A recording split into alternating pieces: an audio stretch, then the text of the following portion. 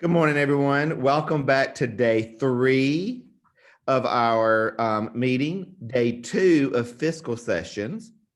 This is the 3rd fiscal session, and today's session is on special education, IDEA, allowable use of funds.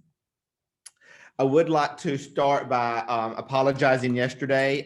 We did have joining us yesterday our Bureau Director in School Financial Services at the State Department of Education, Letitia Johnson. She was on the call yesterday and I forgot to introduce her. So thank you, Letitia, for being with us these past few days. The Special Education Allowable Use of Funds training for local education agencies is designed for new or experienced school program and business administrators to build capacity at the LEA level. This session will include a framework that will allow IDEA grant recipients to make informed decisions regarding allowable use of funds by following requirements established by current regulations. Okay, next slide.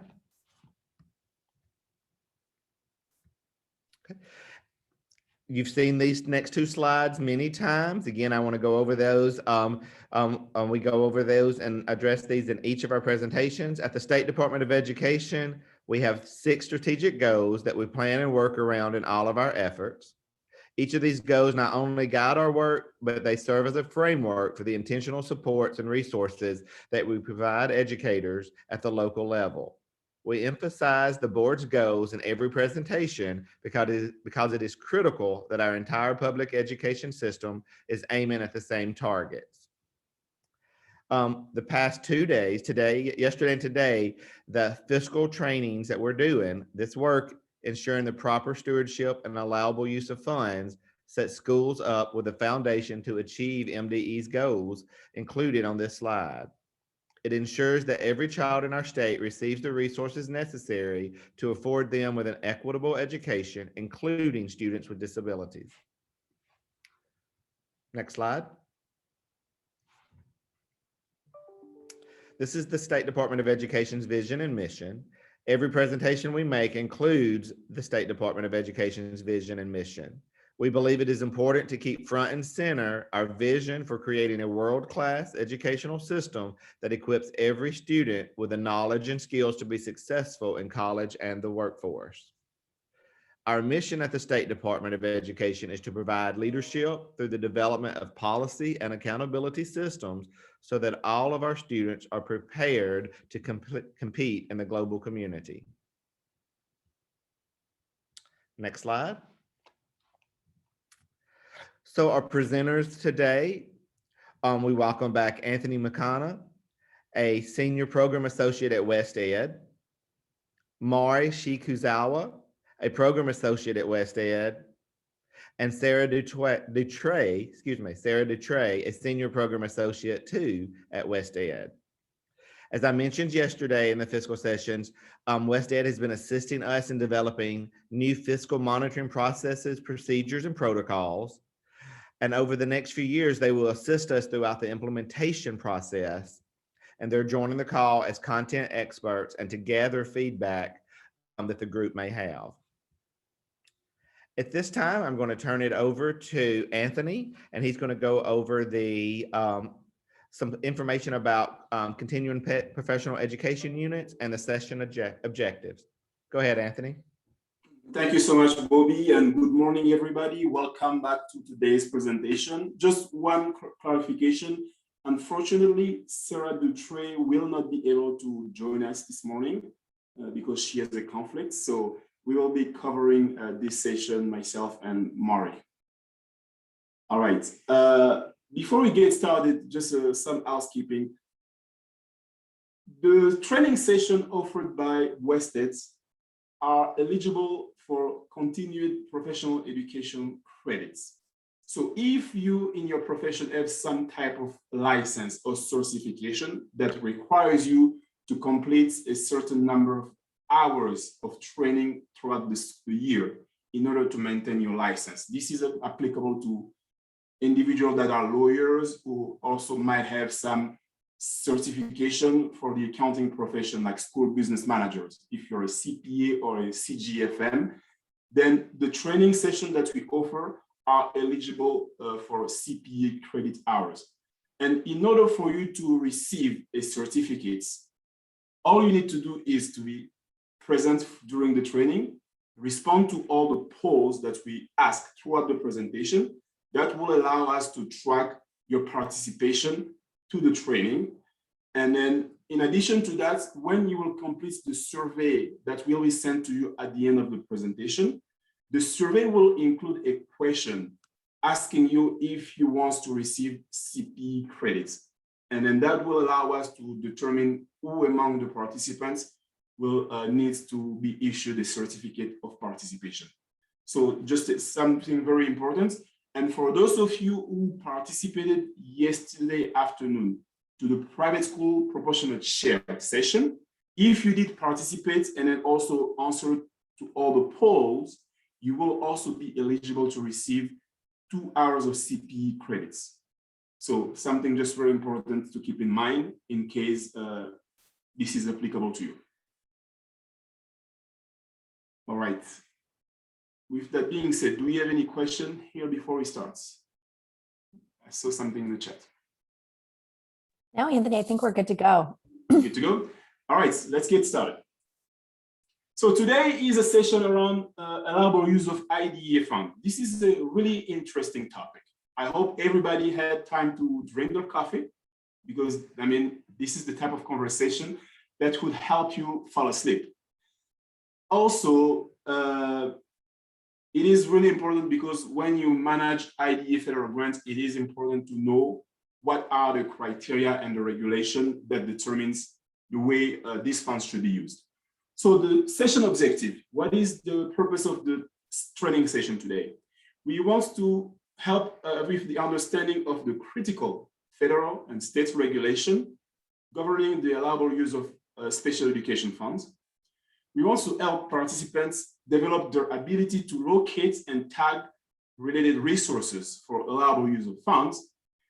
Also understand the concept of obligation and period of performance. And then the last objective is to develop the ability to use a decision tree to help you determine whether or not a cost is allowable under IDEA federal grants. And in order to reach our objective, this is what we have in the agenda. So the first section of the presentation will be a review of the federal regulation governing the allowable use of funds. And then we will go over the different factors that determine allowable costs of a federal grant. And we'll also go over the concept of obligation of funds. And then we will discover a decision tree. It is a protocol that could be used to help you go through the process of determining if a cost is allowable when you don't feel like you have a level of confidence that a cost is allowable. So we developed a decision tree that we want to share with you that could help you make informed decision. And then after reviewing the decision tree, we'll have some time for practice so that you could apply the knowledge that you would have learned throughout this presentation. And also it'll be a test for you and for us to see if you're listening to us and also to see if we were training you in a more effective way.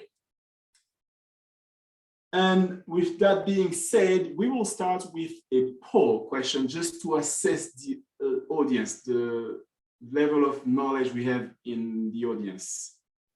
And then Mari will go ahead and help out with reading the poll. So the first question is, how would you rate your knowledge on the allowable use of IDEA funds? Okay. And then we'll give it a couple seconds, couple minutes. Yeah, we're getting a lot of great responses. Yeah. On this one, there is no right or wrong answer, so just feel free to respond. I see someone says C. Okay. It would be nice if we can see it in the poll. Green.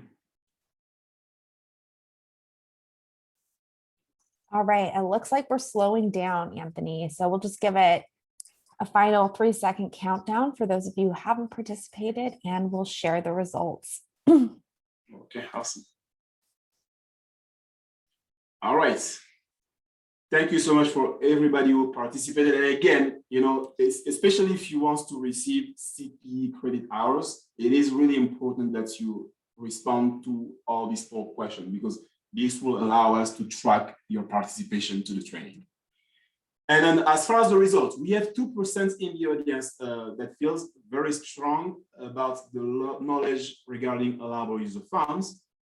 44% are strong, 50% fair, and 4% weak. So I think the majority of the audience is anywhere between fair and strong, which is encouraging. So maybe we might not need to do this training, but the goal is that maybe by the end of the training, we will have more people moving up the ladder. So we'll probably, maybe we can have more very strong and then more strong participants. Okay, I don't see the polls and answer. I think the poll already ended. That's why you can't see it. Oh, my apologies. Let's, we can check in after as well and see if you're seeing the future polls. Okay. All right. Now, before we start, if we go to the next slide, you just want to go over the different acronyms. As you know, in the education world, we have so many acronyms. And if you're not used to this community, to this language, you could get lost. So that's why we wanted to include the list of acronyms that will be used throughout this presentation.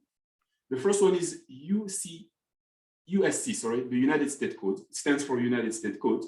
CFR stands for Code of Federal Regulation. IDEA is the Individual with Disabilities Education Act. EDGAR, Education Department General Administrative Regulations. SWD, Student with Disabilities. LEA, Local Educational Agency. UGG or UG, our famous Uniform Grant Guidance. And FFP is Federal Financial Participation. So if you see these acronyms anywhere, this is what it stands for. Okay, enough with the housekeeping. Now let's get started. Regulation governing allowable use of funds. So going to the next slide, if you are new to this world, if you're new in the grant community, Mari, can you move to the next slide? Okay. And if you're new to the grant community and then you're just being given the responsibility to manage a federal grant, it could be similar to someone who is just being dropped in the middle of an ocean and then you don't really have any reference point of where you should go and where you should start. That's the reason why for people who are new to this world or for people who are still struggling to understand how federal regulation works on the side of allowable use of funds, it is important to understand the structure of the federal regulation, because this will help you develop an ability to determine where you go for resource and if you have questions or you want to get answer to some of your concerns. And then the next slide just gives you federal regulation in order of importance. Under the federal regulation, we have United States codes. These are usually the laws that have been passed by the US Congress. I think these are the most important regulations. And then in order of the importance, after the United States Code, we have a Code of Federal Regulation, which is an interpretation of the law by the relevant federal agency. Let's say if we're talking about a United States codes for education, then the US Department of Education is the federal agency that is in charge of implementation.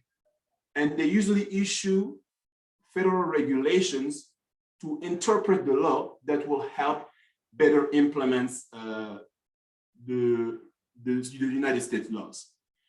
In addition to that, some regulation also could fall short, and that's why we also have non-regulatory guidance that are issued by the same federal agencies.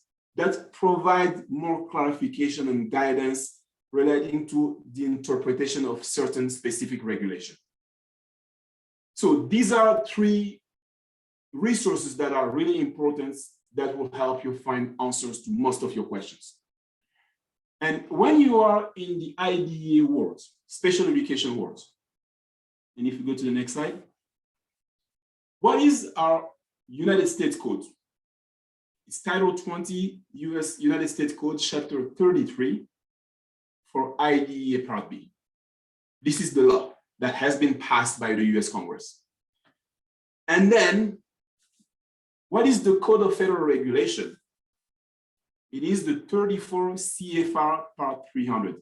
That is the regulation issued by the Department of Education for the IDEA. And we also have another set of federal regulations. We have the Uniform Grant Guidance that has been issued by the Office of Management and Budget. And the Department of Education adopted the Uniform Grant Guidance as part of the overall EDGAR, the Education Department General Administrative Regulation. And in addition to that, the Department of Education also has some Code of Federal Regulations that are specific to states' program administration. So if you're administering a specific educational program, so these are the regulations that you are supposed to follow. But in honor of the importance, the federal regulation, IDEA comes before the other EDGAR, especially if you have conflicting guidance, IDEA will trump what you will find in other regulation. But they all play an important role in determining how you should use your IDEA grants. And then down at the bottom of the list, we have the Mississippi policies and procedures. We also have the Mississippi state codes. So that's why allowable use of funds is a complex concept. Because in order to determine if a cost is allowable, sometimes you might have to refer to IDEA regulation, EDGAR regulation, Uniform Grant Guidance regulation, Mississippi codes, and Mississippi policies and procedures. So that's why the answer is not always obvious.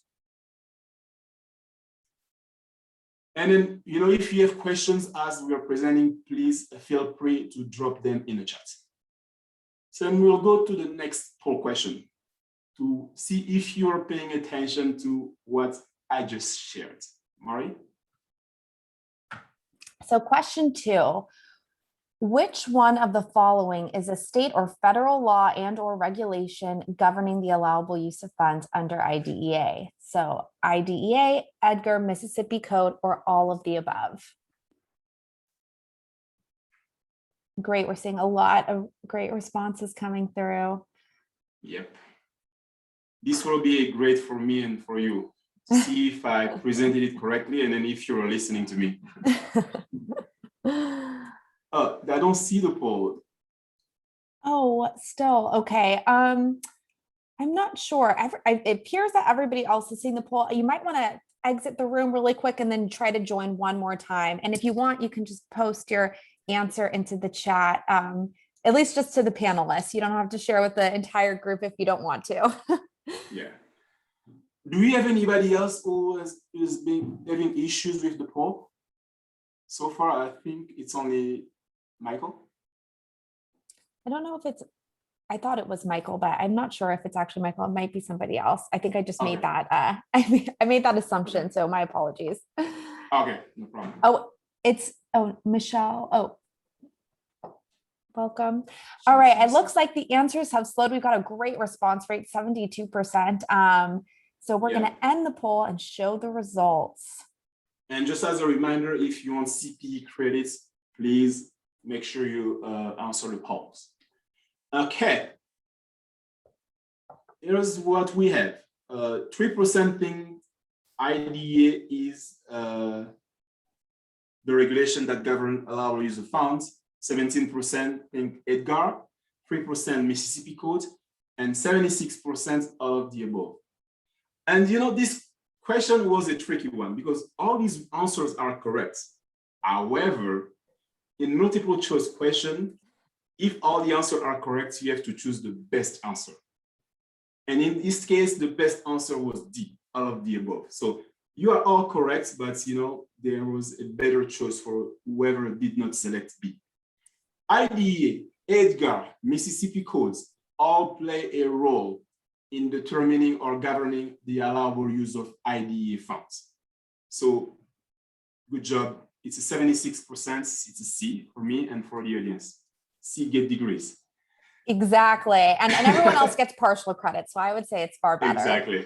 That is true. I forgot about it. So with that being said, I will let Mari take over from here to go over some of the factors determining allowable use of funds under IDE and EDGAR. Mari? Thanks, Anthony. So now that we've reviewed the structure of the regulations that govern the allowable use of funds, we're going to dive into those factors a little bit more that are used to determine allowability, both under IDA and EDGAR. And it's really important to remember, as we just saw in that last poll, that the allowability of costs is governed by multiple regulations and requirements. So we understand that it can be tricky to keep it all front of mind during every expenditure. So under IDEA, the use of funds must be used to pay the excess costs of providing special education and related services to children with disabilities. So again, as a reminder from yesterday, this does not disbar the use of those funds if there is an incidental benefit for other students, as long as those services are provided in accordance with the student's IEP. And again, it's important to remember that even, a special education student is a general education student first. So we want to make sure that these funds really are just used to pay the excess costs. They also must be used to supplement state, local, and other federal funds and not to supplant those funds. And we'll speak a little bit more about the supplement, not supplant requirement in the coming slides. So the excess cost requirements under IDEA prevents an LEA from using all IDEA funds to pay for all of the costs directly attributable to the education of a student with a disability. So again, those students with disabilities are general education students first. So really, we should be paying for all of the costs that we're paying for all of our general education students with those other funds before bringing in those IDEA dollars. The excess cost requirement does not prevent an LEA from using Part B funds to pay for all of the costs directly attributable to the education of a child with a disability if no local or state funds are available for non-disabled children of these ages. So for example, in some states, you may not be able to provide funding for students beyond the age of 18 or once they exit school. And then these IDA funds are really allowed to be used on those students until they reach the age of 21, which is when the allowability of those funds stop. And lastly, the LEA must comply with that supplementing, not supplanting rule and other IDEA requirements. So what are these other requirements? The supplement, not supplant under IDEA, it's not really a specific cost test, like with some of the other federal grants that you may be familiar with. It measures supplement, not supplant by two tests. So there's maintenance of effort, and then there's the excess cost. And I believe, fortunately for you, you guys are really lucky that your maintenance of effort is actually calculated on behalf of the Office of Grants Management. So shout out to Michael and Mary, who do a lot of that work for you guys, or working with you guys, and then that excess cost test. So if an LEA is in compliance with both maintenance of effort and can demonstrate that the excess cost came as a result of the existence of a special education program, then they will likely be in compliance, or they will be in compliance with the supplement, not supplant requirement under IDEA. And also all of the slides have the requirements and regulations at the top. So feel free, once you guys get these handouts, if you haven't already, to use this as a resource moving forward to locate these important regulations. So now is probably the most important piece, I would say, that we will continue to see throughout this presentation. So again, there's different requirements under different regulations that determine the allowability of costs. And under IDEA, the criteria include that the cost is necessary, reasonable, and allocable to the special education program. It's consistent with policies and procedures, consistent in treatment, so specifically around indirect costs, not a cost used to meet other cost sharing requirements, so such as Medicaid or state match Medicaid, be adequately documented and incurred during the approved budget period. And again, we're going to hit on a lot of these points later on in the presentation. So if it's not entirely clear what it means right now, just you wait. So now we're going to dive in a little bit further about these definitions and what they mean. So a cost is necessary if it is helpful and appropriate for your program or activities. For IDEA, if they are not in support for providing special education related services, then they are not allowable. A cost is reasonable if in its nature and amount it does not exceed that which would be incurred by a prudent person under similar circumstances. So for example, we can't spend 5 times the amount on materials for special education that we're paying for materials for other programs.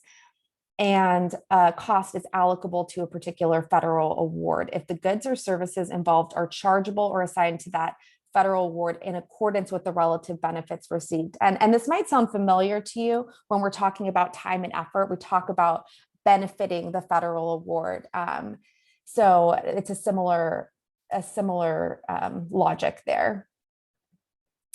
And continuing on, additionally, they must be consistent in treatment of a cost. So the example on the slide is, a secretary salary is treated as an indirect cost for one federal grant. It cannot be treated as a direct cost for IDEA. It would also have to be an indirect cost. Costs not used to meet other cost sharing or matching requirements. So again, IDEA federal expenditures cannot be used for Medicaid state match. And then adequate documentation. A cost must be supported by invoice, purchase order contracts, or time and effort for salaries. I'll also add that documentation, it's usually great to document justification for an expenditure. If in the moment you're having questions and you're like, I know I can justify this, but I might not remember this later. It might be a good idea to get that down on paper in case there are any questions after the fact. So now we have another poll. And I'll pull that one up, okay. Anthony. All right. Thank you so much, Mari. So we have a poll question here. So did you already launch it? Okay. Which of the following is not a criteria for allowable cost under uniform grant guidance? A, reasonable and necessary. B, consistent treatments. C, allocable and adequately documented. D, less expensive. Which one is not a criteria that has been defined under the uniform grant guidance? Please feel free to let us know through the chats why you think the correct answer is A, B, C, or D. We really want you to engage with us in the chat. And then we'll give it a couple, like 30 seconds until we close the poll. And then as a reminder, if you want CPE credit hours, don't forget to respond to the polls.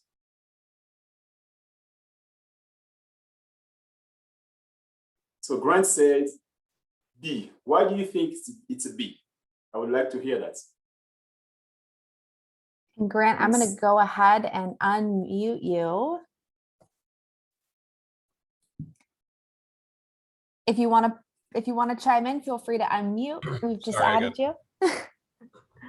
Welcome. Yeah, I think reasonable and necessary speaks for itself. Obviously, the adequately documented piece is also speaks for itself under our guidelines, the requirements under MDE and federal. Less expensive is not always necessary, but if we choose not to use the lower of the bids, we definitely have to document why. And the reasons behind why that is not the most fit bid for us to accept, and why one at a higher rate would be more consistent or necessary. Thank you so much for sharing. I like it. Agreed. And then Fantastic. Susan say, not sure if my answer went through. I picked D, George County. Okay. So We're going to let's end the see. poll and share the results. Okay. So about 3% said reasonable and necessary, 19% said consistent treatment, 2% said allocable and adequately documented, and the majority, 75%, said less expensive. And I'm just going to go back a few slides. I think that this one was a little bit tricky, Anthony, because when we're looking at the allowable cost criteria, we'll see that A is obviously included, the necessary and reasonable and necessary consistent treatment is also included. And I think that why this one gets lost is because people might not know exactly what that's referring to. It just, do you know what I mean? And then we see adequately documented. And by that, we also just infer the allocable piece, excuse me. And I think another reason why this is a little bit of a curveball is when we're thinking about less expensive.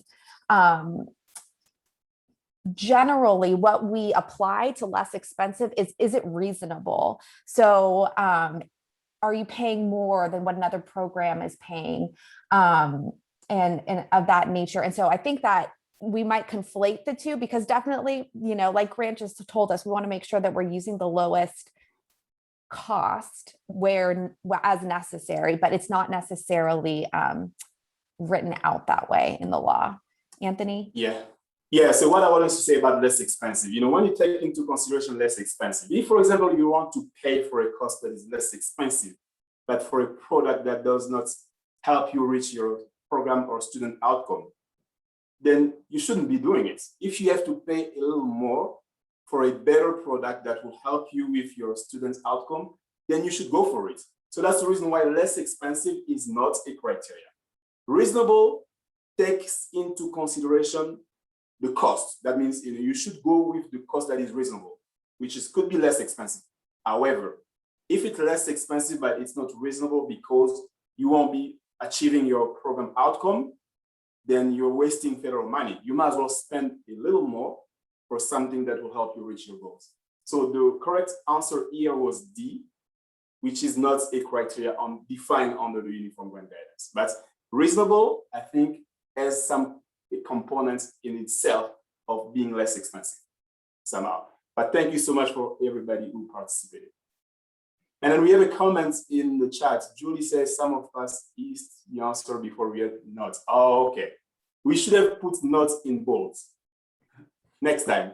Great suggestion. Or in caps. Oh yeah, in caps. That would have probably been easier. Yeah.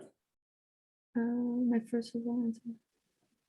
Great. Okay, so now we're going to move on to the obligation of funds. So we've talked about the IDEA requirements and the regulations that govern the allowability of use for these funds. So we're just going to take a little bit of time to dive into the timelines and requirements of when a cost can be obligated and incurred. And first, we're going to start with the Uniform Grant Guidance, so our friendly UG. Obligations are orders placed for property and services, contracts and subawards made, and similar transactions during a given period that require payments by the non-federal entity during the same or a future period. So basically, when you commit to an expense using IDEA funds, we're talking about that period. So when we start talking about obligating IDEA funds, it's important to note that generally this starts on July 1st or when a substantially approvable application has been submitted by the LEA. The substantially approvable application is really what allows you to obligate those funds. However, it's important to note that Mississippi will not reimburse or approve any of those requests for funds until your final application is approved. Right now, Mississippi, you've likely all received communication from MDE OSC about the alternative mechanism that allows you to submit a substantially approvable application by way of submitting those signed assurances. So when this is received and approved, you can start to obligate your funds. But again, you won't be able to submit a request for funds until your final application through MCAPS has been approved. The timing of your obligation helps to determine the costs, if the costs incurred are allowable. So as soon as you've been substantially approved, you can start obligating those funds. You're not able to obligate those funds before you have submitted a substantially approvable application. So for example, right now, MDE is allowing you guys to submit these signed assurances so that you are able to be substantially approved by July 1 to begin obligating those funds. But if you submit your assurances on July 15th, you really cannot begin to obligate those funds until July 15th or until that documentation has been submitted. And similarly, if your MCAPS application for funding application is not approved until October 15th, for example, then you wouldn't be able to draw down on your IDA funds until October 15th or when the next request for funds is processed by the department. So Mario, I just wanted to add a clarification about what you said. Like if, for example, you submitted your application or your signed assurances by July 15th, but you incurred a cost on July 5th, for example, then that cost is not allowed under this definition. So really important. Yes, thank you, Anthony. Exactly. So Edgar actually provides examples of when you can determine when a cost has been obligated.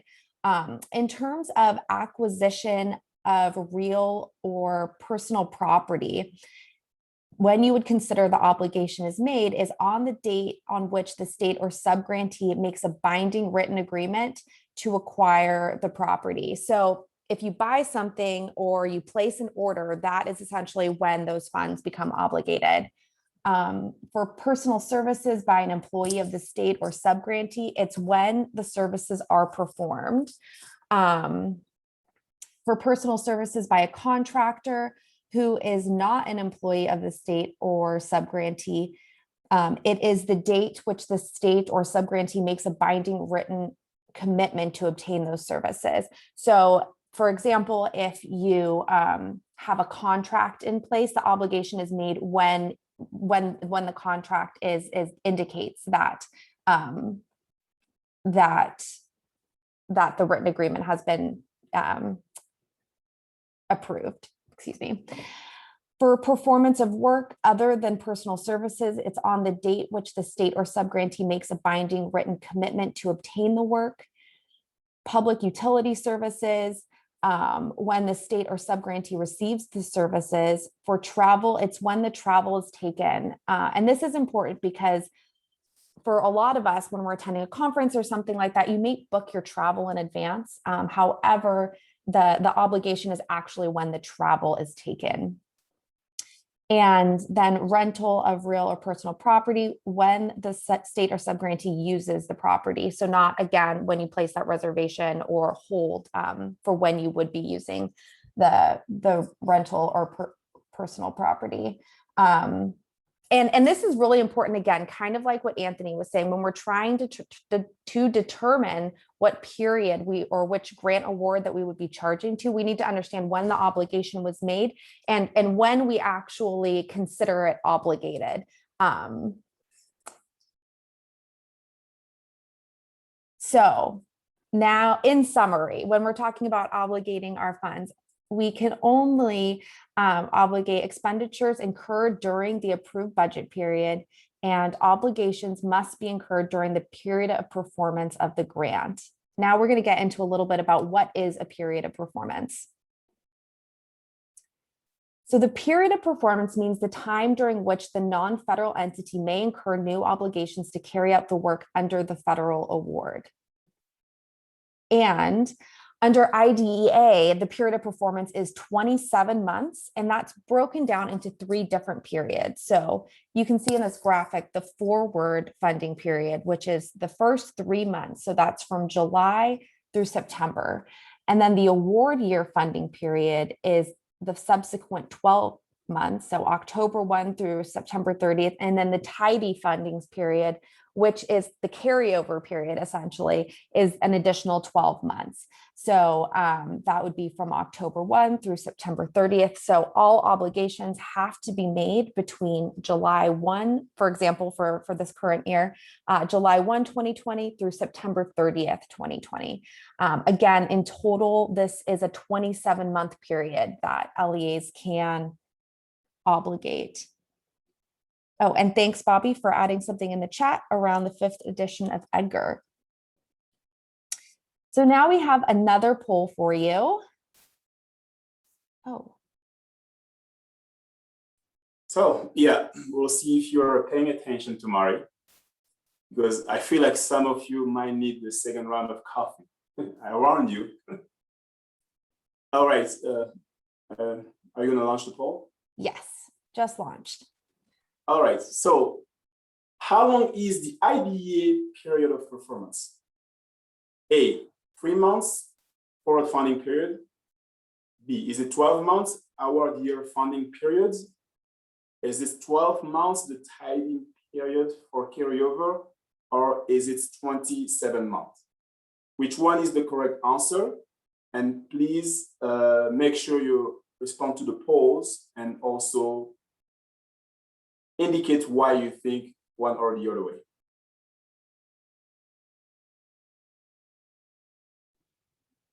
Mari. The polls I think not the showed poll- up. the Oh, poll- I'm so the poll sorry. closed. Here, I'm going to relaunch. So if everyone Relaunch this, please. could resubmit their answers. My apologies. I don't know what happened there. Okay, thank you. All right. Can everyone see it again? My apologies. All right, thanks. Remember, Mari, we're not in the advanced class. This is the overview. This is the basic 101. Oh yeah.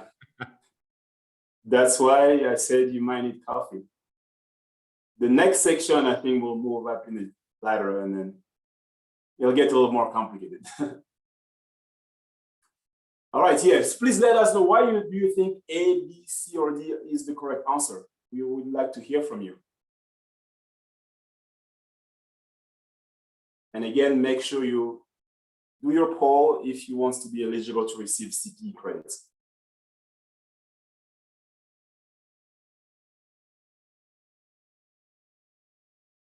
So, Mari, I don't think the votes are moving. Again, we can end the poll. All right. All right, Leanne said the performance period includes A, B, and C, which gives an overall 27 months. I like it. Yep. And great, we've got some great results here. So about 84% said 27 months. So at B, we're getting better. I like it. I know. Congratulations, Mari. And congratulations to the audience.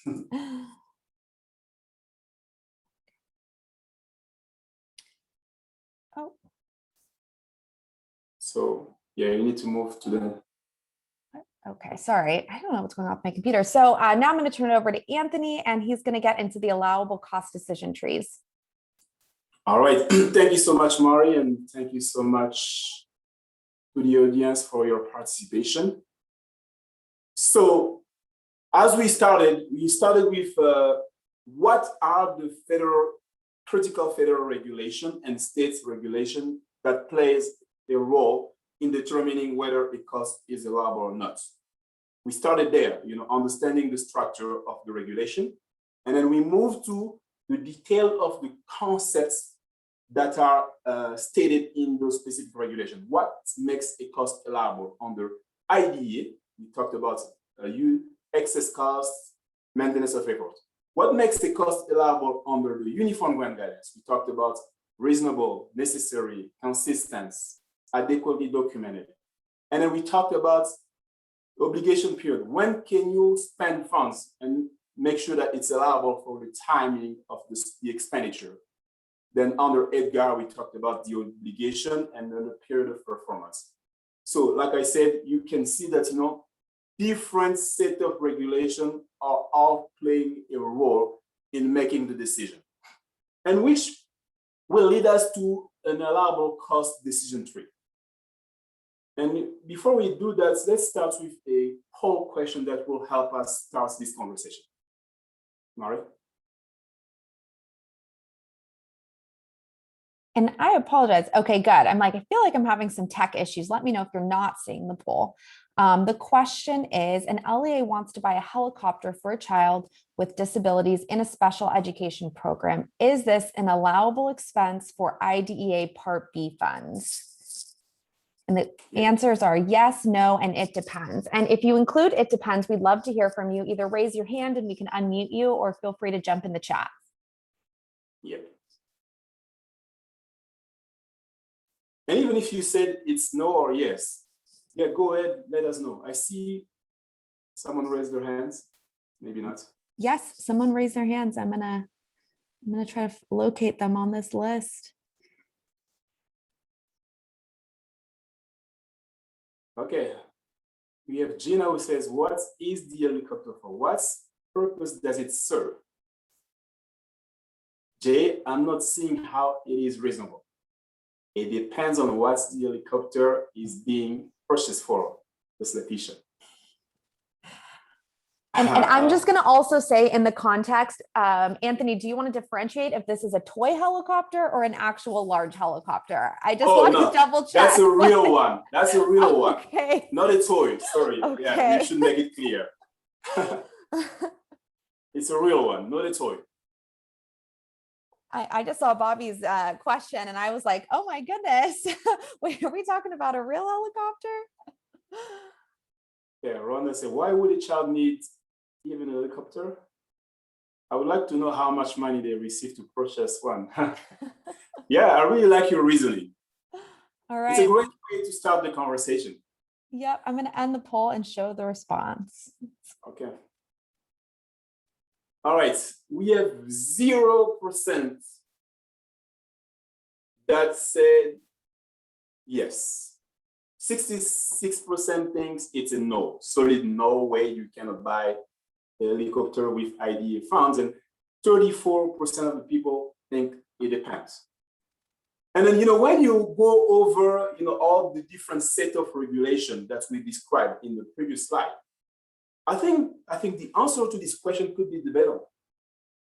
But without applying the rule and doing your due diligence, I think the easy and the most obvious answer will be no, even for myself.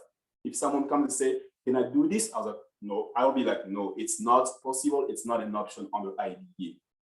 However, when I was looking at all the questions that you guys were putting in the chats, all the comments, they made me think like, yeah, that's why it's always good to go through a process so that you will make an informed decision. And Anthony, right, when we're thinking about the it depends, I'm just going to advocate for our friends in the it depends selection. So let's say that there's a student who lives in a very remote place. So for example, we know that, let's just say Alaska, and this student, there's no roads leading to where the student lives. And in order to get him to the treatment facility, it's really far away. And again, there's no roads to get directly to him. So they want to purchase the helicopter in order to provide transportation.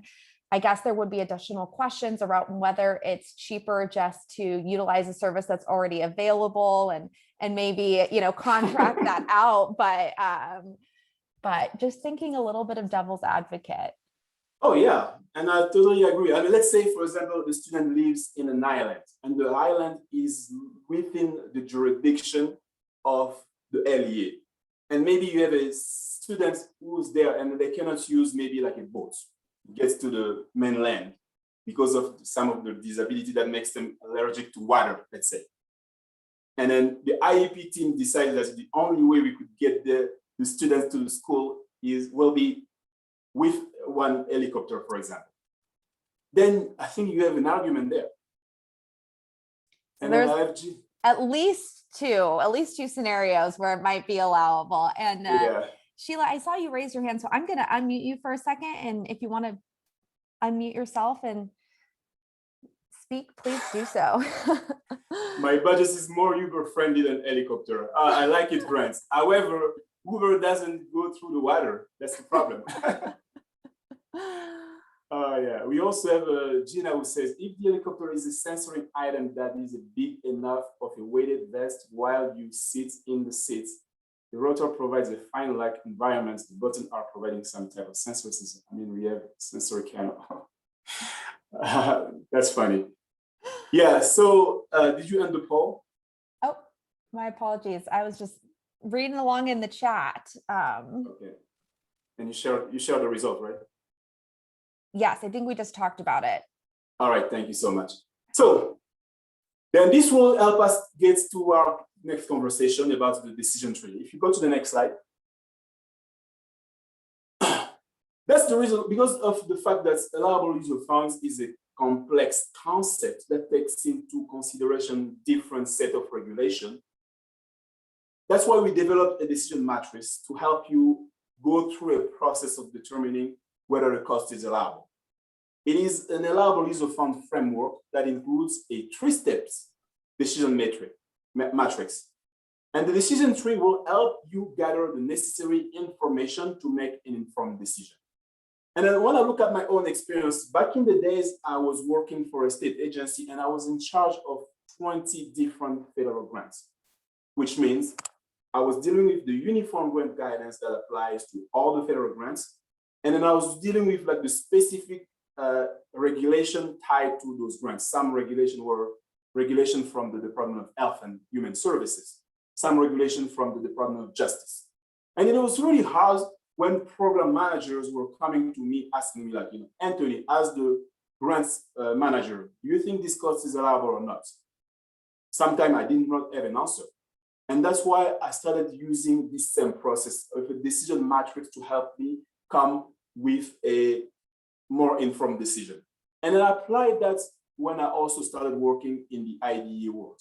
When I started working in special education, I did not know much about IDE regulation, but using the same process helped me always give more informed advice to LEAs every time they were asking questions about allowable use of fund on the IDE. And I will really encourage you to pay attention to this and maybe just try to keep it somewhere in your file so that you can start using it going forward when you have a situation where you're not 100% sure if a cost is allowable or not. If we go to the next slide, the decision tree. The first decision tree is what we call the IDE statute and regulation decision tree. Then it just includes a series of questions. For example, if someone asks you, like, can I spend IDE funds doing this? Then the first question you will ask yourself, is the cost allocable or attributable to the special education program?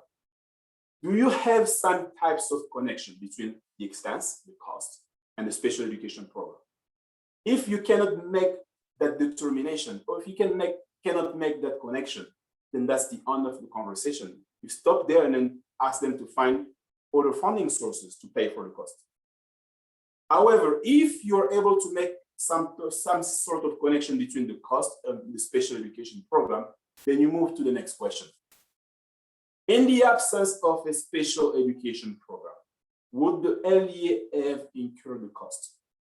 Let's say the LEA, let's pretend that the LEA did not have a special education program. That means no special education director, no special education teachers, no student with disabilities.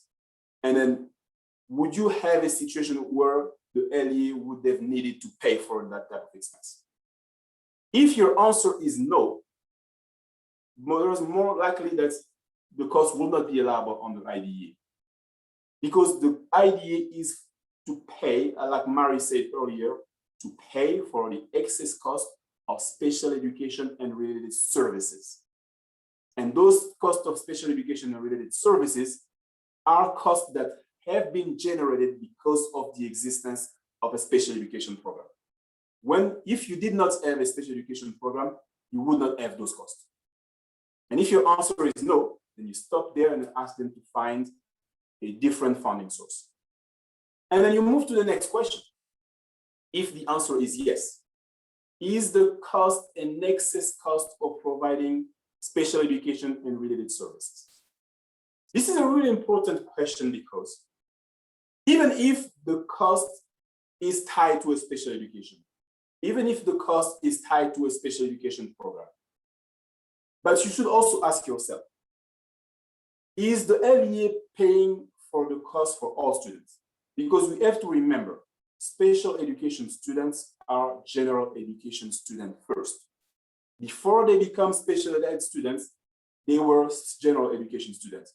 And as general education students, they were entitled to the same rights that you give to any other general education students at the LEA. So let's say if you decide to buy computer, the district-wide policy, all students need to have a computer.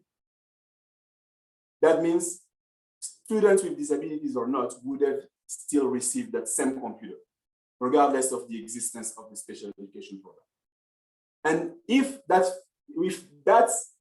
this will not make it an excess cost of special education program. And if your answer is no, then you stop there and you need to find a new funding source. If you can answer yes to that question, then you move to the next. Are there any type of restrictions that have been imposed by the federal program? Because sometimes you could go to the Uniform Grant Guidance, they tell you that this cost is allowable. You go to IDEA justify that the cost could be allowable, but the federal agency could come and implement a policy putting a restriction on some cost. They have the authority to do that. And if there is some restriction of that type, then you cannot use IDEA funds or any federal program for that purpose. Then you stop there and then ask to find a different funding source. But if you're able to go through this process, yes, and no restriction by the federal program or federal agency, then you can move to the next decision tree that we call UGG or AG and EDGAR decision tree. All right, we have something in the chat. Okay, Anthony, we've got a question from Kimberly. What about a wheelchair accessible school bus? What about a wheelchair accessible school bus? And again, as we go through this process, I'm going to try to make you to push your own reasoning so that you don't just say yes or no. Because based on what you said here, I would tell you I don't have enough information to give you an answer. Wheelchair accessible school bus, most likely it's yes. Because I mean, why would you purchase a wheelchair for if it was not for a student who has some type of disability? So when we start there, I think under IDEA, we could find some types of justification because there is a connection with a special education program. And then there's something that you would not have purchased if you did not have a student with, if you didn't have any student with disabilities. Mari, you wanted to add something? No, I was just going to say, I think that when we're thinking about it, though, one thing to consider is the reasonableness, right? So for example, if you already have a school bus that maybe you could just add a wheelchair ramp to, I think that that's something that they should consider or should consider when buying a school bus, an accessible school bus. And we have, and that's the reason why. That's the reason why I said I don't have enough information, but I was just trying to analyze this question on the IDEA regulations side. Definitely. And again, a lot of these costs, I think the right answer is for the most part, like it depends. If you could create a justification, then it's going to be hard not to hold up to as long as it meets all of the criteria. So we have, I think it's Cindy on the line. So I just brought you up since you had raised your hand. Cindy, if you want to unmute. Okay. Yeah, I just wanted to bring another kind of argument to that, because I know when I was a director and thinking about that, you know, I would go back to the last slide when you were thinking about whether or not the district is paying for that service for all students, and they should be paying, I think, for transportation for all students, regardless of whether they need accessible, you know, things on the bus or not. I think that maybe ADA might come into that. Is that, would that not come under that the district would be responsible for having accessible ramps and wheelchair things, even on buses for students? Now, that would be my argument. Yeah, and Cindy, I think you have a point there because, bringing up like building to an ADA compliance status, I think is not an excess cost because it is a requirement. But under the bus, I don't know if that also applies to bus, but I know for sure it applies to buildings. But you have an argument there. That's good for discussion. Definitely. And I would say, I think that states really set the precedence individually based on state law, whether or not, I think that some might just outright disallow, but others allow for LEAs, again, to submit through a required process and get approval before making those expenditures for an accessible bus. And I see that Christy has her hand up, so I'm gonna bring Christy up. Okay, so can you hear me? Yes. Oh, you kicked her out. oh, so sorry. Sorry, Christy. I'm so sorry. I'm having some Am I technical- good? You are good, please. So since Cindy brought that up, my question is, if I have a special needs bus, and so I pay for the driver of that bus and the assistant on there, I mean, I can see where I might need to pay for the assistant because not every bus has an assistant, but would I have to pay for the driver or should the district pay for the driver? Then Cindy, the question you would ask yourself, I mean, you put that driver in a special ed school bus because you have a special route. If the student was not a student with disabilities, he would have gone through a normal regular bus, right? Which already has a driver. Right. So the reason why you added that additional driver was because I think there is a special route and then with a special bus just for the students. Yes, sir. You could have an argument there that, the cost is now a result of the existence of a special education program. It's a result of the fact that you have a student with disabilities, because otherwise that student would have ridden the regular bus with all the other students and so forth.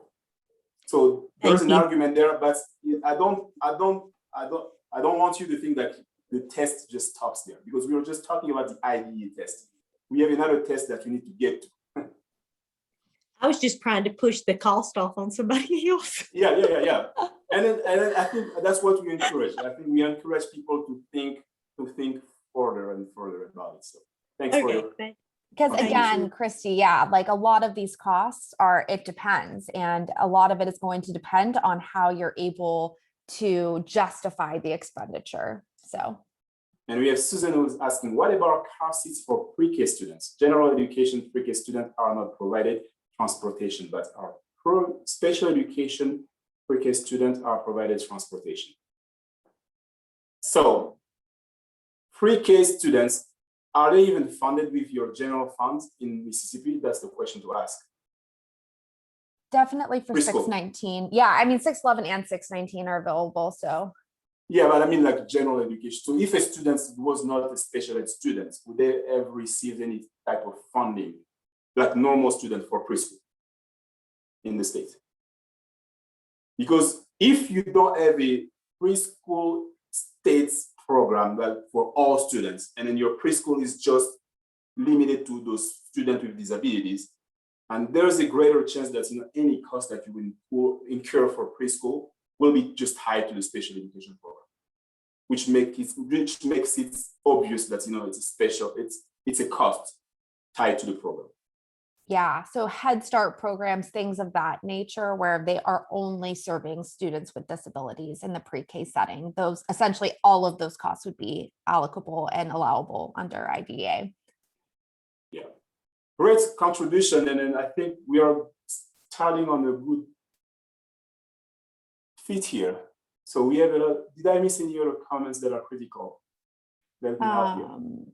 So, and there's a Q&A. So Jeff just wrote, if a bus is purchased by SPED and the driver is funded by SPED, then only SPED students can ride the bus. That is why we purchase SPED buses with district funds so that the use will not be restricted. And I think that's a good point. I think you get a good point, Jeff. Because first of all, because when you write your justification to purchase a sped bus, you have to be able to justify and then make a determination that this is really specific for the special education program. And if you're not able to do that, then you should probably try to find other funding sources. And I'm sorry, Anthony, before you move on, I just want to make Yeah. sure, Susan, did we answer your question? I feel like there might be some more nuance based on your individual circumstances. So if you want, our emails are provided at the end of this presentation, and we can talk a little bit more about the specific situation around transportation for pre-K special ed students, if that sounds okay. Yeah. So yeah, and then before the next, so before we, because I think we were jumping ahead, like, you know, we talked about the IDEA cost, which was like special education excess costs program test. And then we moved to the uniform grant guidance and APR test. Even if, you know, you make a determination that the cost is tied to special education, going back to the uniform grant guidance, then you have to try to ask yourself a question. Is the cost reasonable, necessary, allocable, and consistent with the LEA policies and procedures? It might be nice that, yes, we agree the students need a specific bus because there is a special route for the special ed students. But is this reasonable to just buy a different bus, or can you make it work that the student could also ride with his peer general ed students? Just make like this bus accessible to the students, but they could also be, you know, riding the same bus. Because that would cost you less than purchasing a brand new bus. And if you don't make that due diligence, you could be justified in the fact that the cost is a special education fund. But when you come back to the uniform grant guidance, maybe the cost was not reasonable because you had other alternatives that would have cost you less, but would have given you the same results. So if the answer to the question is no, you don't feel like the cost is reasonable, you don't feel like it is necessary, that you have to do it because that is your only option. You don't have any other options on but purchasing a transportation bus, for example. And then the cost must be allocable to the special ed program. Like I heard a great question, like you were saying, if I pay a driver who is driving the special ed bus, can I use the IDEA funds? I mean, if it's the special ed bus with a special route, it's easy to say that, you know, you can allocate that specific salary to the special education program. But if it's a driver that is driving all students, including a special education student, and then that driver would have been in this position regardless of the fact that the student with disability was in the bus or not, maybe the salary of that special ed driver, bus driver, cannot be allocated to the special ed program. So these are really important questions to ask. And then if you're able to answer yes to these questions under the uniform grant guidance, then you move on to the next. Is the cost adequately documented? Like Mari was saying, it is important to put things in writing. 2 years ago, you could have said, like, you know, I think this cost is allowable because of this, and that. But if you didn't put it in writing, sometime 3 years from now, an auditor could come and ask you, what was the reasoning that helped you determine that the cost was allowable? If you did not clearly document that, you might have trouble justifying why you charge the cost to IDE. So documentation is adequate, invoice, purchase order, and in case you're paying for an expense that is in the gray area, even putting notes on, like, you know, your invoice, your supporting documentation is good practice, because 3 years from now, I promise you, you might not remember why. I've been there. So if the cost is adequately documented, then the next question would be, is the cost obligated during the period of performance? Like Mari was telling you, IDE has a period of performance, which is 27 months. However, if you did not submit a substantially approvable application by July 1st, and you did it maybe in August, and you incur the cost in July, the cost will not be allowable because it doesn't fall within the period of performance that allows you to obligate the funds. If the answer to that question is yes, then you can move to the next question. If it's no, you stop there, find a different funding source. And the next question would be, is the cost also charged to your maintenance of effort? Because maintenance of effort is pretty much your state's funding that pretty much contributes to the special education program. If you're paying for a cost using your state funds, you cannot pay for the cost using federal funds again, because that will be double dipping. So you cannot pay for one cost twice. For that reason, if it's already included in your Funds 1130 Special Education Maintenance of Effort Fund, then you cannot use IDE funds to pay for the same cost. And if it's not charged to your maintenance of effort, then you passed your AG and EDGAR cost, decision tree test. If the cost was charged to MOE funds, then you stop there, move to the next. That's the end of the conversation because you already paid for it anyways. So this is the Uniform Grant Guidance and EDGAR decision tree. So when you do that, then we get to the final decision tree. If we can go to the next slide. This is pretty much like a recap. Did you determine that the cost was allowable under the Uniform Grant Guidance and EDGAR using the second decision tree? If the answer is yes, you move. If the answer is no, then the conversation ended at that time. And then, was the cost allowable under IDA laws and regulation?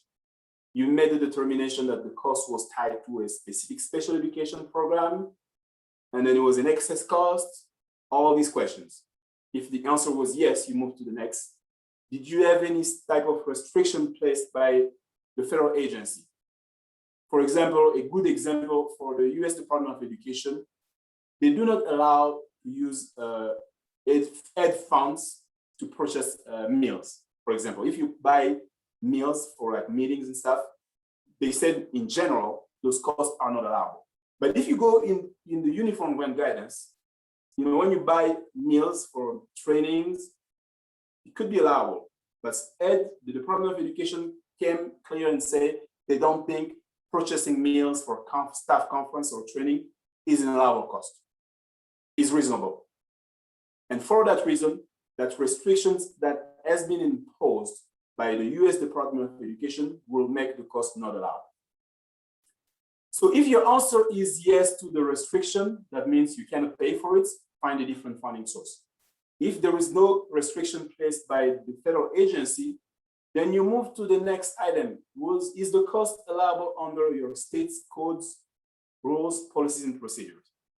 The states also has the authority to impose restrictions on specific costs or expenditures. However, before they do that, they have to disclose it to the federal government. And then the federal government has to agree under the state policy. They have these policies that are more restrictive than the federal policy, which will pretty much limit the use of IDA funds. So if you have such restriction under your Mississippi code that applies to a specific cost, then you cannot pay for it with IDA funds. That's the end of the conversation. But if there is no further restriction placed by the Mississippi codes or policies, then you pass your allowable test. So as you can see, it is a pretty complex process, not obvious. I mean, you cannot find an answer obviously just using like a one sentence question. You have to ask a lot of questions. That's the reason why when people come to me asking me if the cost is allowable, my first instinct will be, it depends. And then until I start gathering more information and I apply the information to this decision matrix, which will help me get to a more informed decision. And with that being said, we learned the decision tree. I will encourage you to print this or maybe just write it somewhere in your notebook. And then we're gonna do some practice here. This will be your time to put this decision tree in practice. We'll go through a series of questions and then we really encourage you to participate. And Mari will lead the conversation. Thanks, Anthony. So yeah, now is the fun part of the presentation, practice your knowledge. So hopefully you guys have those handouts already available for you. And it might be good practice just to use each of these scenarios to walk through that decision matrix. So for each of these questions, we're asking whether or not these are an allowable use of funds. The selections are yes, no, or it depends. And if you choose it depends, we would love for you to put in the chat why you think yes, no, maybe it depends, what criteria it depends on, or just raise your hand and we can unmute you and bring you up to engage verbally. So the first section is around the allowable use of IDEA funds for services. And, oh.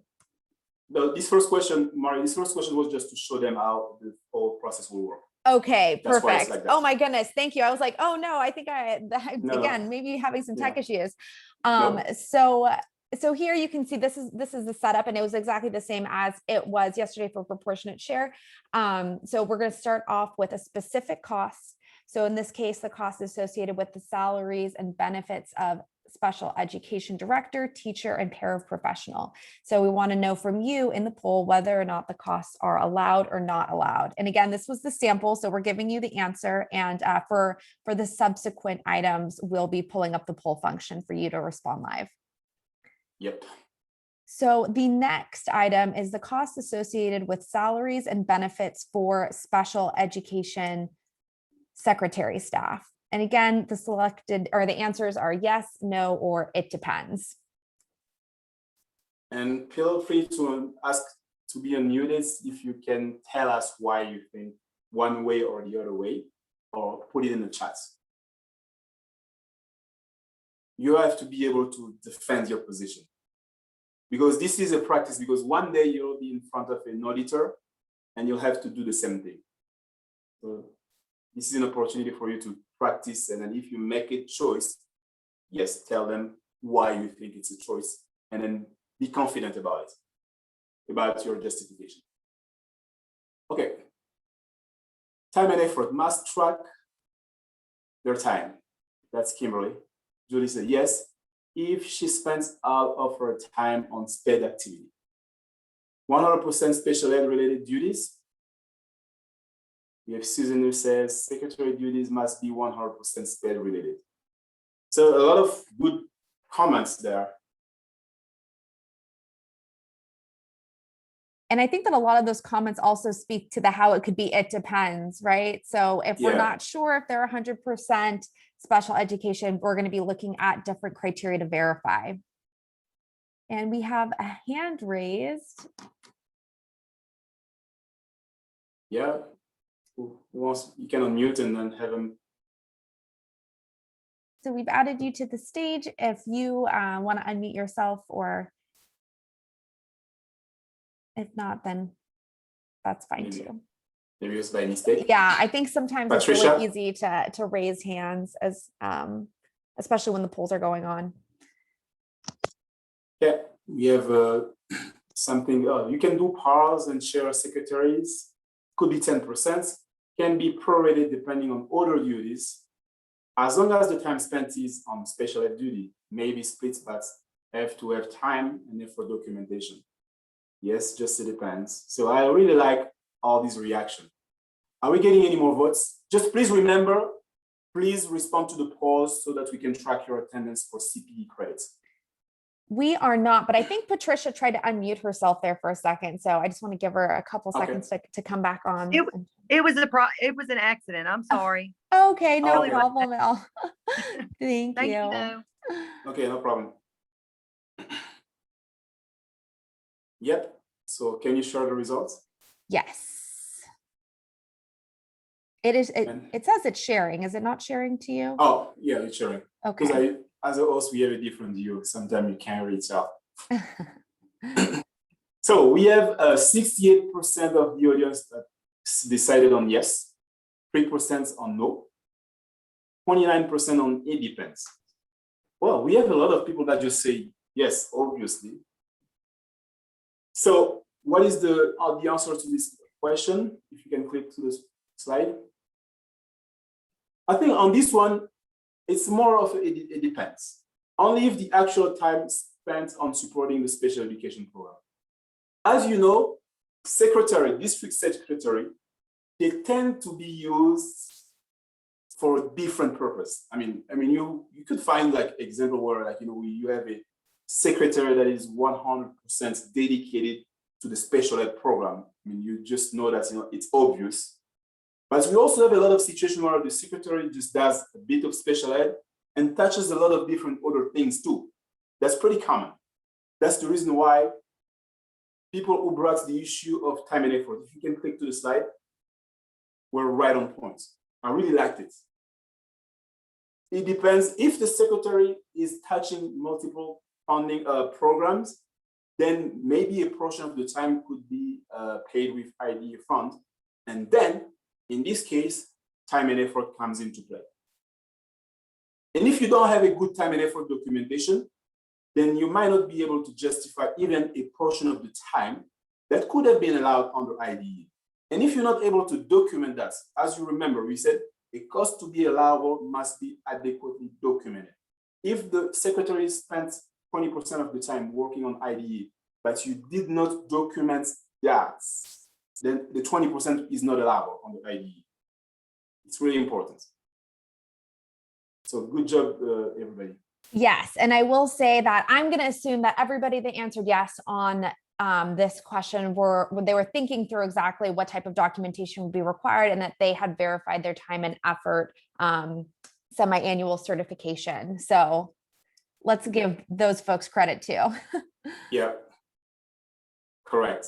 Yeah, I want to agree. So the next question is, if the costs associated with salaries and benefits for LEA employees or costs for contracted OT services are allowable. So we've got another pull up. Cool. Let us know why would you think this will be allowable. If you feel like it's a strong yes, strong no if it's not allowable. And if you say it depends, I really want to hear from you. Raise your hand, we can unmute you, and then you can defend your position in front of the auditor.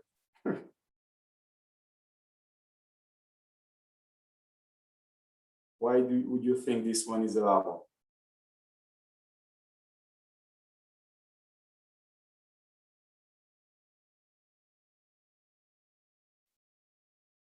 Nobody wants to give it a try?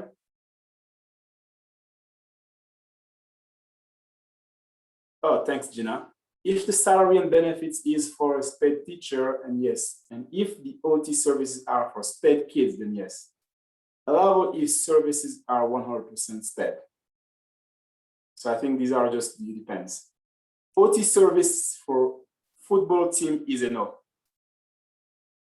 As long as they are not a student eligible for services under IDA, then definitely not. And yeah, Julie, I think that was exactly what we're looking for. If not all of the OT services provided are for eligible students with disabilities.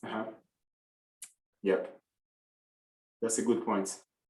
The provision of related service must be provided to students with disability that's qualified for OT and PT services.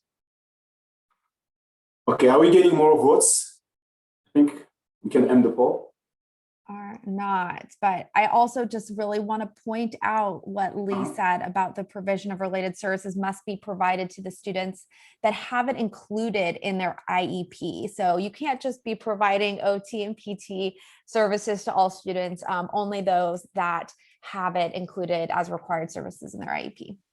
Yeah, and then yeah, that's a good point. Thanks for bringing that up, because you know IEP are usually the most obvious justification of a cost, allowability of a cost under IDE. Because when a cost or an expense is a requirement under an IEP, then obviously, I mean, this is just the result of the program. So tying a cost to an IEP is a great way to make an easy and direct connection to IDE regulation. Good point. And just really quick, so 69% said yes, 4% said no, and 28% says it depends. Okay, and then what do we have here? Yeah, normally it's allowed. I think I thought one comment there that said like most occupational therapists and OT assistants are pretty much for the special ed program. Do we have a situation where they wouldn't be for special ed students? It's possible. I'm not a program expert, but talking on the fiscal side of things, to me, this is a cost that is allowable. And then the majority of the audience had the correct answer. But it depends if you have a situation where OT could be used for other purposes. So I'm going to say that yes, and it depends are correct. So I think we're averaging about 96, which is amazing. Good job, guys. Okay. Oh. You could have the psychologists in the office that are doing gifted testing as well. Good points. Thanks, Grant. So if they're doing like gifted and talented type of testing, this might not be applicable to special ed. So then I think this will take us back to it depends. Yeah, and I'm thinking we just need to update this. It should always be it depends, right? No, I'm just kidding. I know, right? Then it'll just be way too easy. Yeah. So our next question, are costs associated with salaries and benefits for LEA employees or costs for contracted nursing services? So here we're just talking about a nurse that is an LEA employee or contracted to provide those nursing services. Okay. And we're launching the poll. And we already have one response. Nursing expenditure can be charged if in a student's IEP. So then I think that's a justification for it depends, I guess. Mm-hmm. And who thinks differently? Jeff said if in an IEP. Yeah, I like the comments. Who think it's a no, or who does think it's a yes? Solid yes or solid no? And if you have some reasoning that you're some assumptions that you're using to come to that conclusion, just let us know as well. If our costs are associated with a SPED student and documented in an IEP, then it's a yes. So I think that maybe that would be an assumption that someone would make. only if the nurse cares specifically for a student with disability and it is in their IEP as needed service. Yeah, I like all these comments.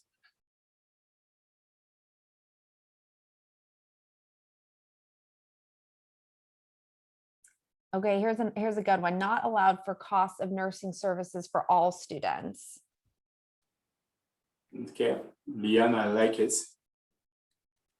Because then, you know, the way you phrase it just takes into question the excess cost test. I mean, are we doing it for all students? Because special ed students are general education students first. Okay, are we still getting more votes? We are not, but I like what Paige said too. It depends, or where is it? I would say that it would never be their total salary and benefits, only a percentage, even if only serving SPED students. So just the percentage for when they're serving special students that have services included in their IEP that would require it. Yeah. Not sure if that would ever be 100% of a full-time school nurse's time. I'm looking for the word eligible. Okay. Share the results. So 25% said yes, and we're going to assume that you guys have all of that documented in the students' IEPs, that they require services through nurses. 6% said no, and we might assume that you think that this is a school-wide nurse that's providing services to all students, and it depends. And we just saw a ton of different responses why it might depend. And you know, I like the fact that, you know, as we are progressing, we see more it depends. Because when your answer is it depends, that's when you'll put yourself in the position where you have to ask the specific and appropriate question, which will take you back to the decision tree that we just presented. Because when you say yes or no, that means you already have made a decision. Maybe it's a right decision, but maybe you missed on some critical information that could change the course of action. And Stephanie, thanks for sharing. We feel good that this is a timely question, especially for your district. My district is currently working for nurse. All right, good. I'm glad that this could be helpful. So yeah, the answer would be, it depends, may be allowed. Cost must be IEP driven or related to the evaluation of a child.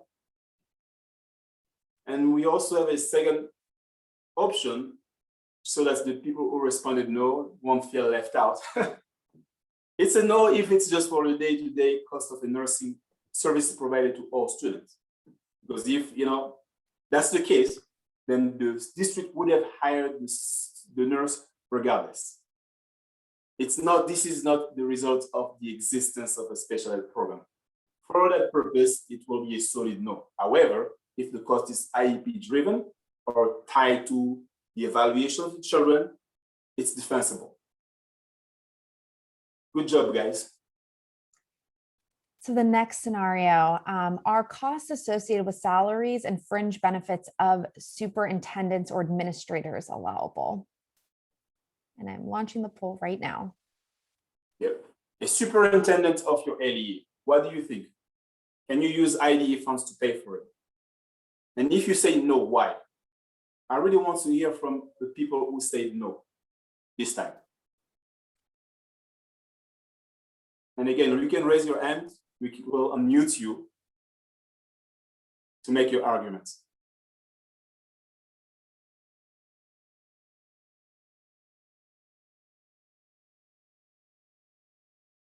Okay.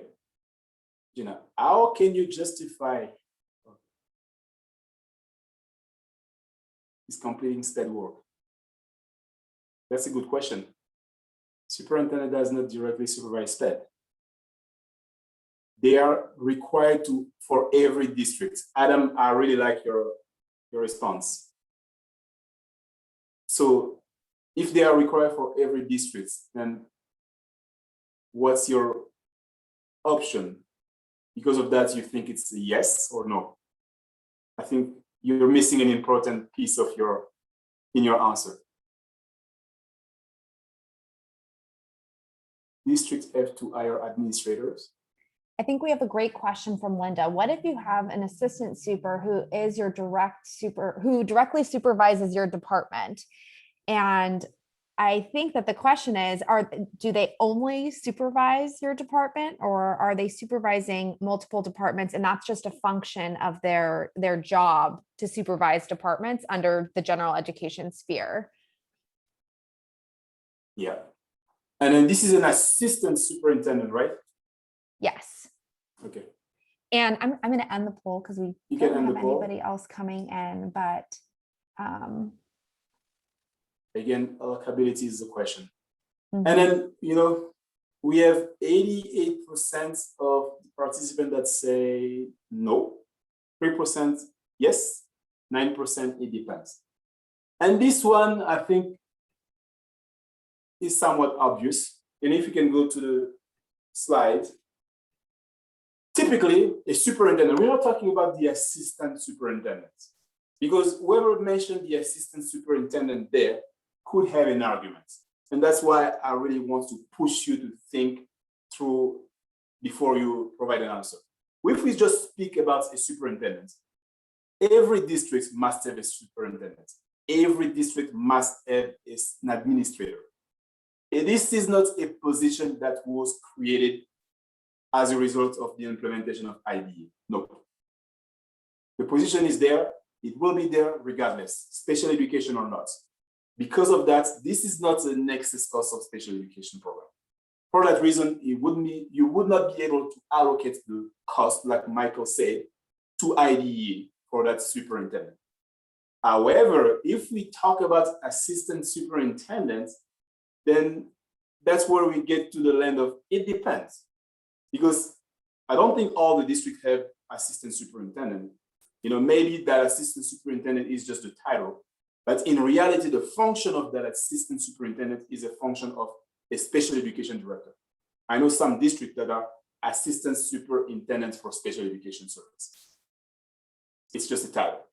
In that case, if the assistant superintendent oversees is just there for special ed program, they could be paid with IDE funds. But if they're working on special ed partially, then the documentation piece comes into play, time and effort. What is the portion of the time spent on special ed? Then that's what you could allocate to IDE. And if you don't document that, then the whole cost is not allowed. documentation in that situation is a key. So great idea and great contribution. I really like it.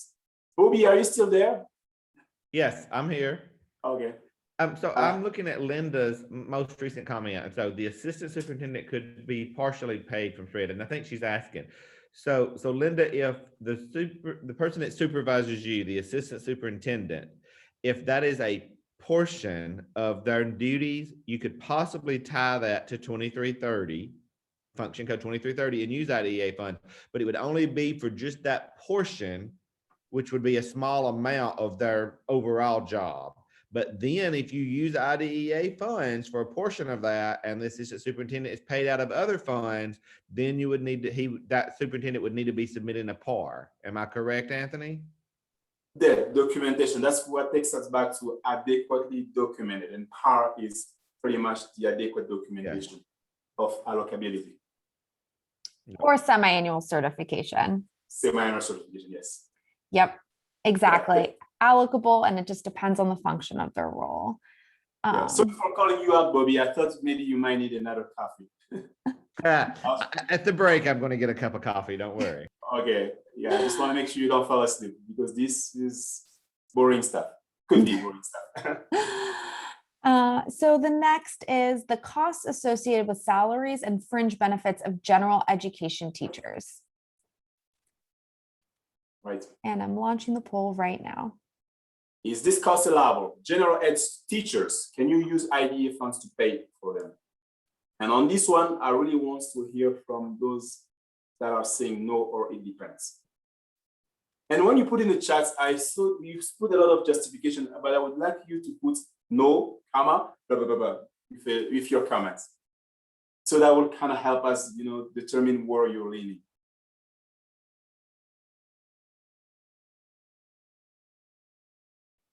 See, I said no because, Tony, because they teach our students, and student with disabilities is general ed student first, okay? Tony thinks it's a no, I like it. Who else wants to go? And we can unmute you if you want to talk. You could become famous. Just ask, and you'll have the opportunity to talk in front of your audience.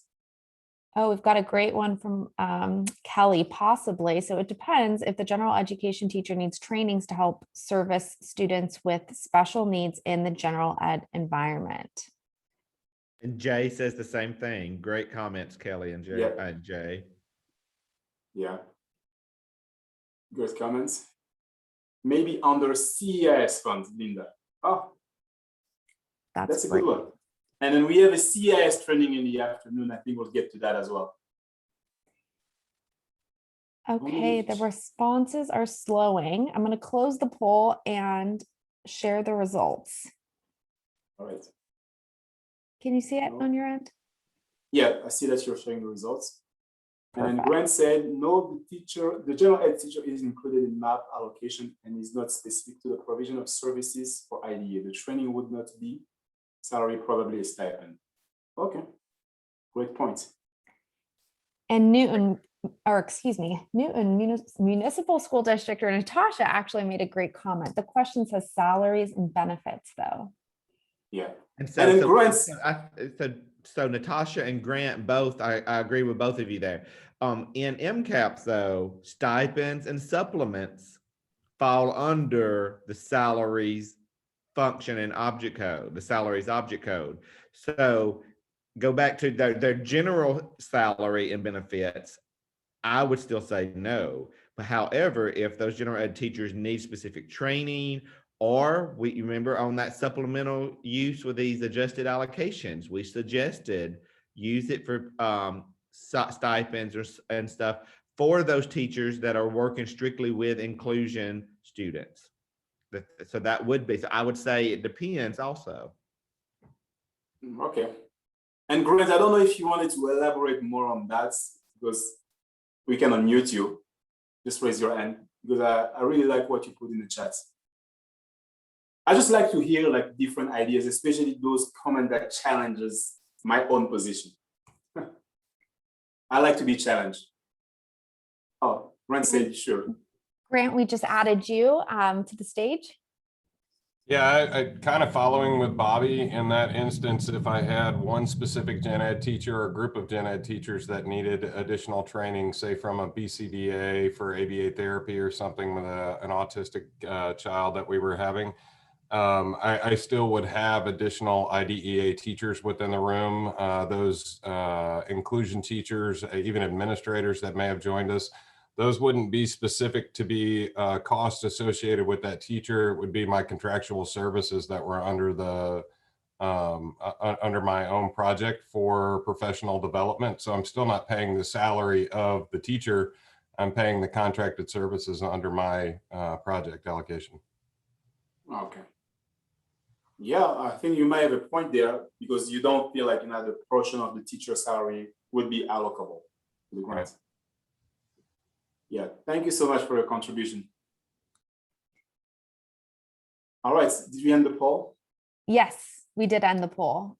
Yep. Okay. So I'm going to continue through this slide. Oh, Yep. we've got a couple more things coming in the chat. Okay, great. Yep. Depends, yeah. All right.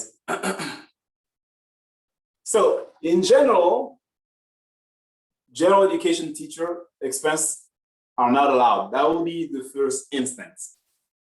Even for me, you know, as an accountant, if you ask me that question, if I give you a response in my accounting standpoint, I will say it's not allowable. But as I started hanging out more with program staff, that's when I learned about, you know,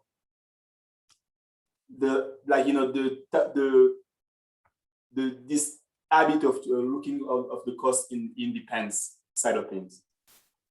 How would you justify that the general education teacher salary could be charged to IDEA fund? Under which circumstances? Maybe if the teacher is being paid to attend special education in service activities and IEP meetings. This could be dispensable as long as you have a good justification and then you have an adequate documentation. You could justify the fact to charge those costs to IDEA fund.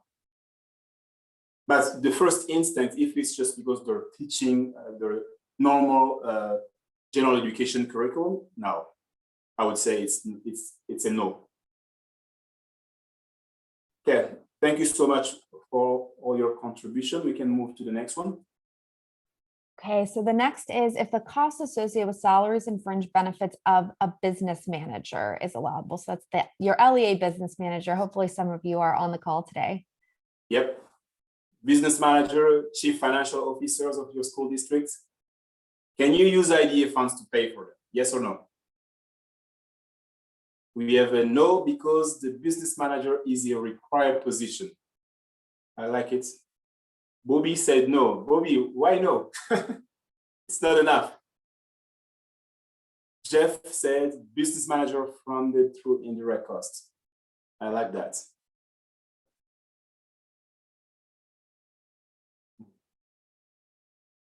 Who else thinks differently? Who thinks it's a yes? Who thinks we can pay a business manager with IDEA funds?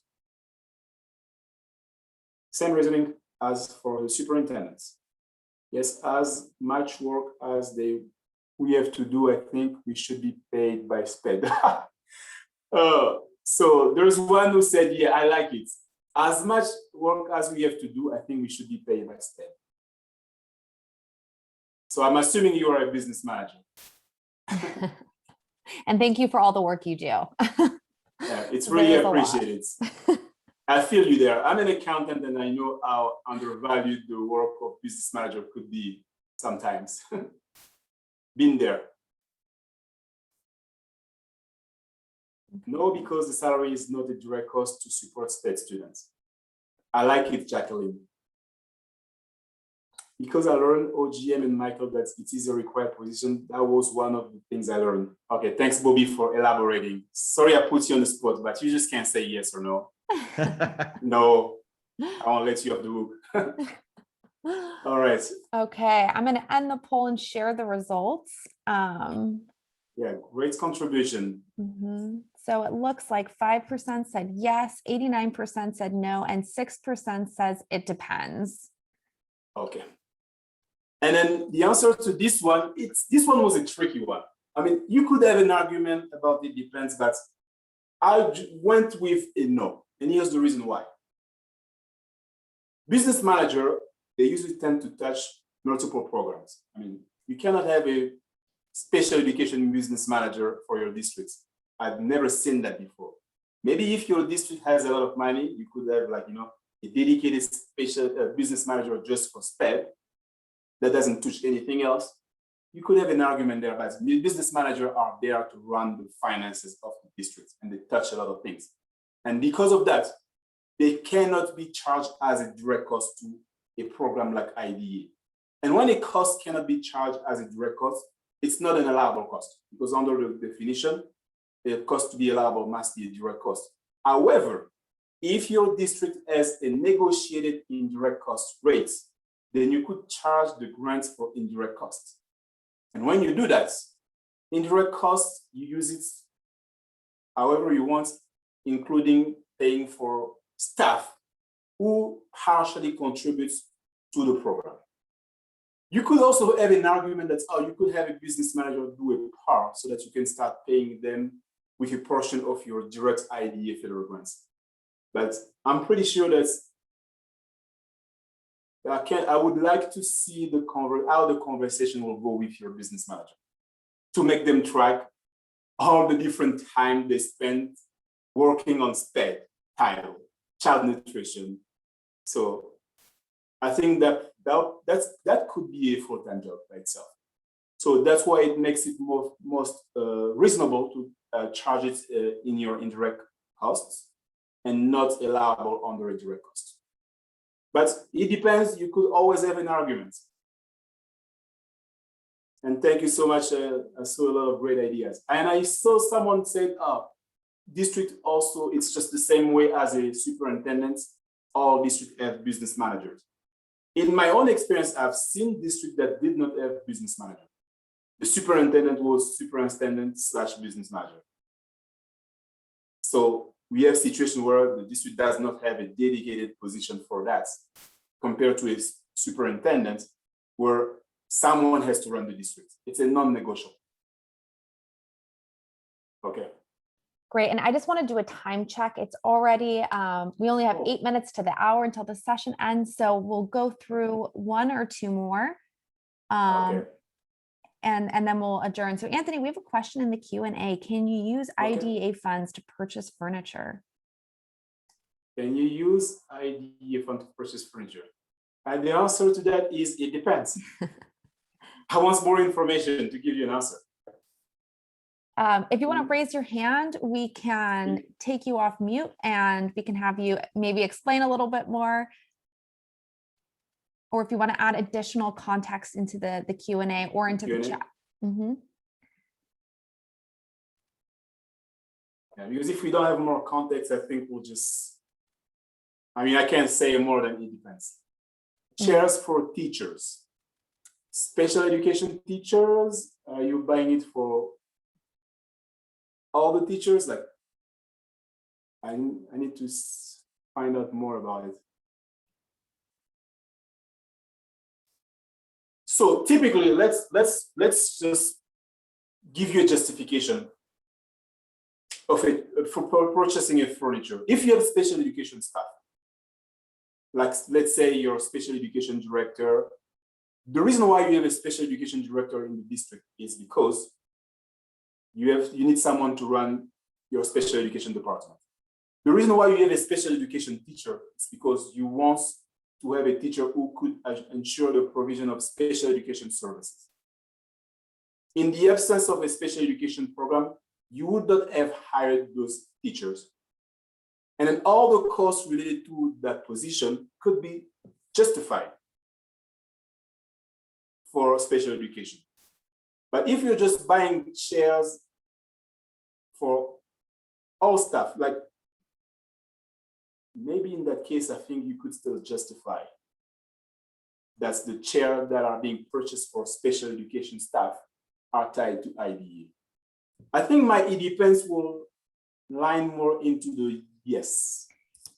I think so too, especially if it's in a dedicated area where special education is happening. So if you have a classroom as part of your LRE continuum where it only serves students with disabilities, I think that you could make a justification that I'm gonna agree with Michael and give a little pushback, and that's what I love about this, and us being able to do that. Mhm. Is I mean, if the district is buying them for the other teachers, the special ed teachers that are certified should not be excluded. Yeah, that's a good argument. However, the fact that you don't have federal funds does not exclude the concept that there was an excess cost of special education. Mhm. You had excess costs for special education, but maybe if you didn't have federal funds, you didn't have federal funds to pay for it, and then you now paying for those excess costs with your own state and local funds. And I think that we're making the assumption here that this teacher is 100% special yeah. education. If they are also serving general education students or are in a general Yeah. education setting, then that would Yeah. be a whole different conversation. But like, let's say it's a self-contained classroom. Yeah, something like that. Yeah, I would just cautious the LEAs that are on here, to really make sure you have your justification. Now, we have started approving like specialized tables, what some call kidney tables, because that's directly in small group instructional purposes, and they actually put the fixed asset number on it because those tables can be expensive. But when we start getting into just regular teacher chairs for their desk, I would still lean on the side of caution. Like I said, it's not a solid yes. Yeah. Michael, do you want to unmute and say, do you have anything? Because I know you and I've had this discussion, and luckily it's not come up within the last year. I think we have, pretty much given guidance on it. But do you want to say anything about that, Michael?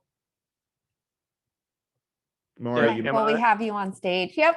Welcome, Michael. Am I unmuted? Yes. Yeah. I would say, okay, you got to administer your program. And of course, there's not a percentage cap on what a district sets aside for administrative, but you get to the point of the test. Is it reasonable and necessary? Is it allocable? Yeah. To carry out the intent and purposes of IDEA. Now, furniture, let's just say if it's in your administrative office, you're going to have a special ed director. So the district, by default, is already going to have that infrastructure set up. Now, with the kidney tables and things like that, of course, that would be in the school setting for a student. So an excess cost, is it an excess cost? So yes, in that event, it would be. But administrative costs are not excess costs. It's just to administer your program. You still have to apply the reasonable, necessary, allocable test. So, in my opinion, no, furniture would not be an allowable use of those funds because it's not reasonable and necessary in that point. Now, in the absence of federal funds, what would happen? Would the district go ahead and purchase the furniture? More than likely, yes. So Yeah. I think that is helpful thinking around this for sure for the LEAs to hear, especially from, the Office of Grant Management, Office of Special Education. Yep. And then, like I said, every position could be defensible, but every time you do it, you have to go through a process, maybe documents that, especially if the cost is in that gray area, because there are several questions you need to ask yourself. And that's the reason why I always say I never want to give a straight up answer like that. Do some due diligence. And then if you say something, you have to be able to justify that. And I think if there's questions, definitely reaching out to Bobby and Michael just to get, a verification. And I think that in the future, what would be great is you let them know, this is what I want to do. And here's my justification for it. I just want to get approval one way or the other. And then you have that documentation and you can save a copy of that and stick it with the invoice if they end up approving the cost. Better safe than sorry. I know Yep. Michael and Bobby are really great about being available to the districts. Okay. And we only have 1 minute left, so I apologize. We got a little carried away with that last one. I'm going to include the evaluation link in the chat. The Again, last poll. oh yeah, let's do the last poll while I'm pulling up the administration link really quick. There's a ton more examples through here, so feel free to go through. These might actually answer some of the questions that you have: remodeling, playground equipment, other uses, Medicaid, public awareness notice, child fine, legal expenses. We go through a whole gambit here. So our final poll question, again, is the same as the first. So we just want to re-gauge where you guys are at in terms of your learning, and if hopefully we've moved you along the spectrum as feeling more comfortable with this content material. I'm also going to ask that you take just 2 minutes to respond to our evaluation survey. Again, your feedback is much appreciated and valued, and we will be using what you guys provide to make improvements to our trainings, maybe even this afternoon. And I just added that link to the chat, especially for those folks who want to get CPE units. It'll be really important for you to respond to the evaluation. Yeah. And we know we're 1 minute over now, so our apologies. We do want to respect your time, and we appreciate you for hanging in for so long. And I hope we did not confuse you more. Well, all we are trying to do is to try to get you to that habit of making informed decision by pushing yourself, challenging your own decision. Don't just say yes or no, justify it and back it up. And I will say too, that we are having a CEIS session this afternoon, so we look forward to seeing you there. And we have a few just handout resources that we'll be providing after all of the trainings, with all of the training recording videos and slides. So, so keep an eye out for those. They're coming. And I just wanted to quickly share the results of the polls. I think we have more people moving into the strong. I mean, fair and strong was fairly even. So we have more strong and more very strong. So it's encouraging. And look at that, nobody in the weak category. So that's an improvement. So that's good. Yeah. Thank you all, everyone. See you back at 1:30 on coordinated early intervening services. Thank you again for being patient with us this morning and some of the technical difficulties. See you all this afternoon. And don't forget to do the survey and then indicate if you want to receive CPE credit in the survey by providing your name and email address. Thank you.